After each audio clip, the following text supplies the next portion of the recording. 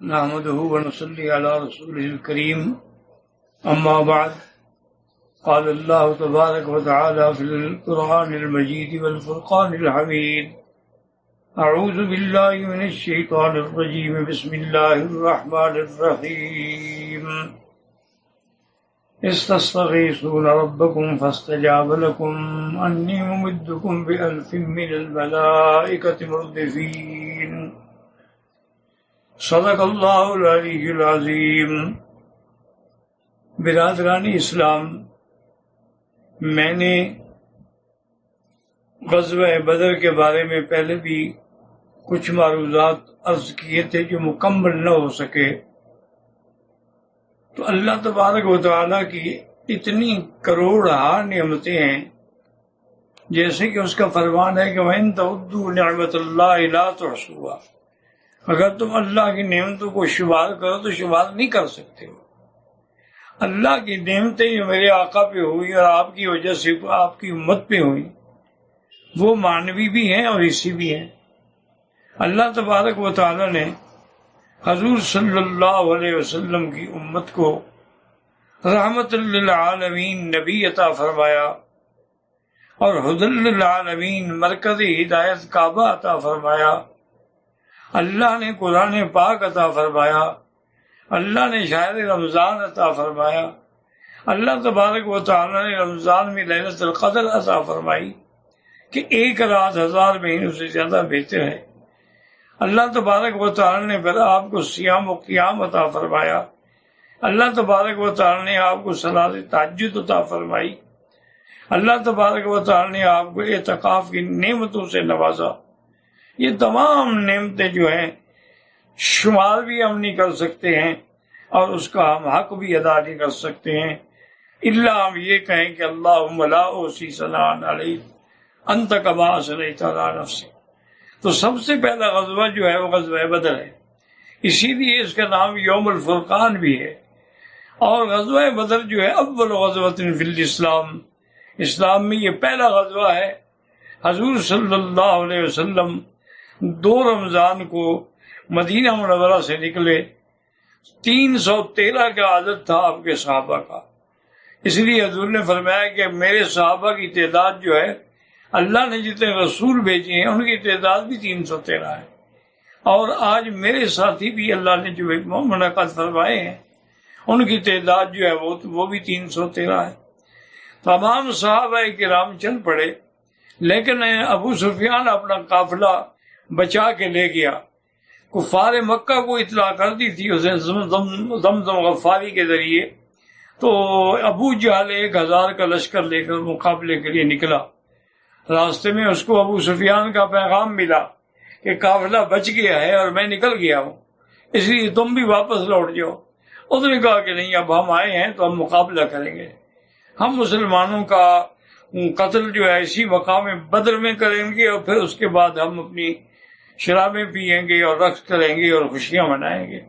اس کو ایک فکر لگی ہوئی تھی کہ بنی کنانہ ایک قبیلہ ہے بڑا مضبوط، کہیں اس سے میری عدم موجودگی میں مکے پہ حملہ کر دیا تو پھر مکہ کا کنٹرول کرنا مشکل ہو جائے گا۔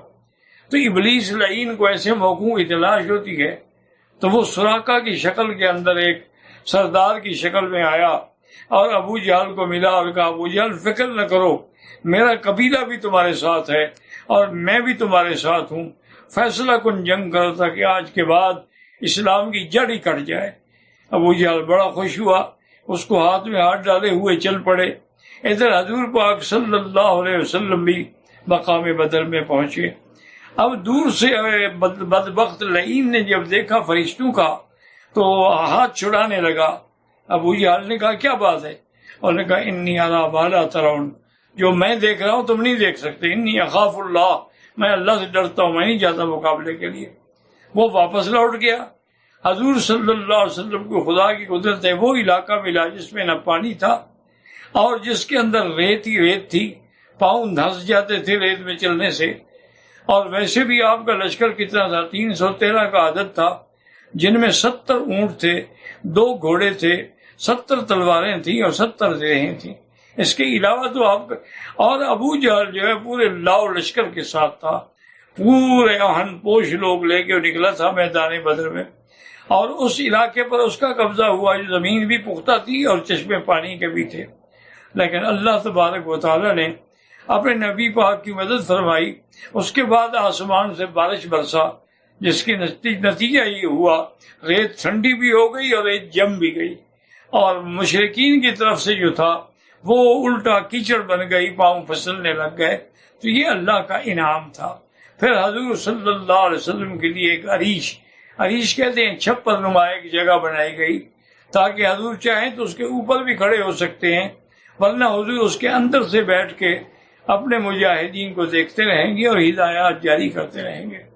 اب مسئلہ یہ تھا کہ بھی عریش پر پہرے دینے کے لیے کس کو منتخب کیا جائے، تو سیدنا ابو بکر صدیق نے تمام صحابہ سے کہا کہ یہ کام میں کروں گا، اور آپ تلوار پکڑ کے عریش کے دروازے پہ آ کے کھڑے ہو گئے پہرا دینے کے لیے۔ حضور صلی اللہ علیہ وسلم دیکھ رہے ہیں اور دعائیں مانگ رہے ہیں اللہ سے دعائیں، اور اتنی آپ نے دعائیں مانگی کہ کھڑے کھڑے آپ کی چادر 3 دفعہ کندھے سے گر گئی، اور اللہ تبارک و تعالیٰ سے حضور نے دعا کہ اللہم انجزنی ما وعدتنی، اللہم انجزنی ما وعدتنی، اللہم ان تہلک ہذہ العصابۃ لا تعبد، کہ یا اللہ میری ایک چھوٹی سی جماعت ہے، اگر یہ بھی ہلاک ہو گئی تو پھر تیرا نام لیوا بھی دنیا میں کوئی باقی نہیں رہے گا۔ حضور صلی اللہ، اور یہ جنگ بدر کا عجیب موقع ہے، آپ سوچ نہیں سکتے، یعنی بھائی بھائی کے مقابلے، حضرت علی کے مقابلے پہ عقیل ہیں، حضرت حمزہ کے مقابلے پہ عباس ہیں، حضرت عبد الرحمن، حضرت ابو بکر کے مقابلے میں ان کا بیٹا عبد الرحمن ہے، یعنی باپ بیٹا بھائی بھائی کے مقابلے پہ کھڑا ہوا ہے۔ اور اس کے بعد یہ ہے کہ حضور صلی اللہ علیہ وسلم دعائیں مانگتے ہوئے باہر نکلے، اور آپ نے فرمایا ابشر یا ابو بکر تمہیں مبارک ہو، ھذا جبریل عطاک، یہ جبریل آیا ہوا ہے، اس نے زرہ بھی پہنی ہوئی ہے، اس کا مطلب ہے کہ وہ ہماری مدد کے لیے اترا ہے میدان جنگ میں۔ تو اللہ تبارک و تعالیٰ کی شان سے وہ مقابلہ تھا، اور دونوں فوجوں کا آپس میں سامنا آمنا تھا۔ حضور صلی اللہ علیہ وسلم کے صحابہ اس شان سے نکلے جیسے کسی نے کہا تھا کہ یہ خود دار ماہوں کے گودوں کے پالے، نہ ہاتھوں میں خنجر نہ کاندھوں پہ بھالے، چلے آ رہے ہیں بڑے آ رہے ہیں، وہ ختم نبوت کا پرچم سنبھالے۔ حضور صلی اللہ علیہ وسلم کے صحابہ میدان میں، ادھر کفار بھی میدان میں ہے، انہوں نے اپنے بڑے بہادر اتارے، عبیدہ، شیبہ، ربیعہ۔ اس کے مقابلے میں 3 انصاری نکلے، انہوں نے کہا کہ نہیں ہم تمہارے ساتھ لڑنا نہیں چاہتے، تم کل کے لڑکے ہمارا مقابلہ کر سکتے ہو، ہمارے مقابلے کے لیے حضور سے کہیں کہ قریش سے کوئی پہلوان بھیجیں۔ پھر اللہ کے نبی نے حکم دیا، حضرت علی رضی اللہ عنہ، حضرت حمزہ رضی اللہ تعالیٰ عنہ، حضرت عمر جو تھے وہ مقابلے پہ نکلے۔ جب وہ سامنے آئے، حضرت علی نے پہلے بار میں اس کی گردن اڑا دی، حضرت حمزہ نے بھی دوسرے بار میں اس کی گردن اڑا دی، تیسرا جو تھا وہ زخمی بھی ہوا اور اسے زخمی بھی کیا۔ اور اس کے بعد پھر گھمسان کی جنگ شروع ہو گئی، گتھم گھتا ہو گئے، اور حضور پڑھ رہے تھے سیہزم الجمع ویولون الدبر، یہ لشکر جو ہے شکست کھائے گا اور پیٹ دیکھ کے بھاگے گا۔ اور حضور یہ بھی فرما رہے تھے کہ مسرع فلان بہذا، اس جگہ پر فلاں کافر پڑا ہوگا، اس جگہ پر فلاں کافر پڑا ہوگا، اس جگہ پر فلاں کافر پڑا ہوگا۔ صحابہ کہتے ہیں ہم حیران تھے کہ میں ایک مشرک کے پیچھے بھاگ رہا تھا کہ میں نے آواز سنی، اس نے کہا ہیزوم مارو اس کو کوڑا، تو ہیزوم نے کوڑا مارا، وہ کوڑا لگا وہ گر گیا۔ میں حیران ہوں ہیزوم کون ہے، کہاں ہے؟ اس کے بعد میں دوسرے کافر کے پیچھے دوڑا، میں نے ابھی تلوار اس کی گردن تک نہیں پہنچی کہ اس کی گردن کٹ کے دور جا پڑی۔ اللہ کے فرشتے بھی میدان میں آ چکے تھے، اللہ تبارک و تعالیٰ کی مدد بھی اس کے اندر شامل حال ہو گئی تھی۔ اس لیے الحمدللہ اللہ تعالیٰ نے مسلمانوں کو ایسی عظیم فتح عطا فرمائی کہ کفار کے 70 لوگ مارے گئے، اور کفار کے 70 بڑے بڑے سردار قید ہوئے، ان میں ابو جہل جو ہے وہ بھی مارا گیا۔ حضور نے جب ابو جہل کو دیکھا تھا تو اللہ سے خاص دعا کی، اللہم لا تفلتن عدو اللہ ابو جہل، یا اللہ آج ابو جہل نہ بچ جائے۔ ابو جہل فرعون ہذہ الامہ، میری امت کا وہ فرعون ہے، وہ بھی قتل ہوا، لیکن اس میں کچھ رمق باقی تھی۔ جب حضرت عبداللہ نے مسعود پہنچے ہیں تو آپ نے فرمایا ہاں رأیت ما وعد اللہ علی ما رسولہ، تمہیں آج پتہ لگ گیا اللہ نے جو رسول سے وعدہ فرمایا تھا وہ سچا ہے؟ کہنے لگا کیا ہے، ایک بندہ مر گیا، کون سا؟ تم نے مکہ فتح کر لیا ہے۔ اور حضرت عبداللہ بن مسعود نے تلوار نکالنی چاہیے تو اس وقت بھی وہ بدبخت کہتا ہے کہ یا راعی الغنم، اے بکریوں کے چرواہے، تیری تلوار سے میری گردن نہیں کٹے گی، میری تلوار نکال لے اور میری گردن نیچے سے کاٹنا تاکہ پتہ لگے کہ یہ سردار کی گردن ہے۔ اس لیے علماء نے لکھا ہے کہ ابو جہل جو ہے وہ فرعون سے بھی زیادہ شدید تھا۔ فرعون تو ایک ڈبکی کھانے کے بعد ایمان لے آیا، یہ مر بھی رہا ہے، گردن بھی کٹوا رہا ہے، لیکن غرور قائم ہے کہ میری گردن نیچے سے کاٹنا، اور اللہ کے نبی کو بھی جا کے میرا پیغام دے دینا کہ مجھے جتنی آپ سے پہلے دشمنی تھی آج اس سے بھی زیادہ دشمنی ہے، میں آپ کی دشمنی لے کر ہی جا رہا ہوں۔ پھر اب حضرت عبداللہ مسعود نے اس کی گردن کاٹی اور اس کے سر میں رسی باندھی، کیونکہ اٹھا نہیں سکتے تھے، اتنا بڑا سر تھا ان کا۔ عبداللہ بن مسعود ضعیف آدمی تھے تو رسی باندھ کے گھسیٹتے ہوئے لے آئے، حضور کے سامنے کہا ھذا راس عدو اللہ، حضور یہ آپ کے دشمن کا سر ہے۔ ففرح رسول اللہ، حضور صلی اللہ علیہ وسلم بڑے خوش ہوئے کہ دشمن آج میرے پاؤں میں پڑا ہوا ہے۔ اسی طرح پھر حضور نے حکم دیا، بھی کافروں کو تو ہوش نہیں ہے، ان کی ساری لاشیں اٹھا کے قلیب بدر میں پھینکی جائے کنویں میں، تو اس قلیب بدر میں پھینکی گئی۔ اللہ کی شان یہ ہے، حضور صلی اللہ علیہ وسلم کے صحابہ بھی 14 شہید ہوئے، جن میں 6 انصاری تھے اور 8 مہاجرین تھے، جن کی قبریں آج بھی جنگ مقام بدر میں محفوظ ہیں۔ تو اللہ تعالیٰ نے اس علاقے کو چن لیا ہے، اپنا انتخاب کے لیے منتخب کر لیا ہے۔